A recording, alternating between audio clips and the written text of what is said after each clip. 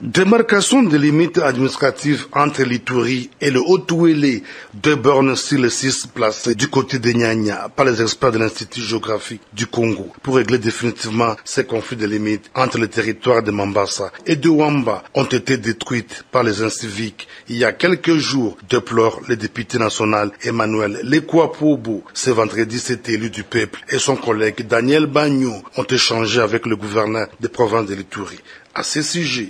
Dans le cadre de la démarcation des limites entre provinces, il y a de ceux-là qui se sont sentis lésés, tout simplement parce qu'ils se sont retrouvés être amputés de l'espace qu'ils disaient que cela leur appartenait et que c'est rentré chez les voisins. Et c'est ce qui est comme raison que moi je considère aujourd'hui du côté de Wamba pour aller organiser la destruction des bornes qui avaient été placées, d'ailleurs à présence de l'équipe de 2 provinces. Alors, pour moi, je trouverais que c'est comme une goutte d'eau dans l'océan, parce que la limite est déjà connue sur ce point-là. L'État ne va pas se fatiguer, on va refaire les travaux encore une fois. D'ailleurs, au moment où je vous parle, l'administrateur du territoire de Mambasa se trouverait à Nyanya. Il attend son collègue de Wamba pour qu'on en discute maintenant en interne et qu'on remette la paix sociale entre les communautés.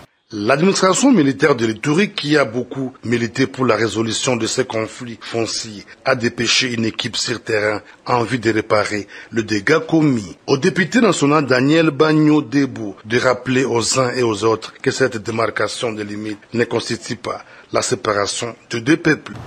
C'est juste une limite administrative qui devrait être montrée afin que chaque peuple, chaque population sache qui est son chef de chefferie, qui est son administrateur du territoire, qui est son gouverneur.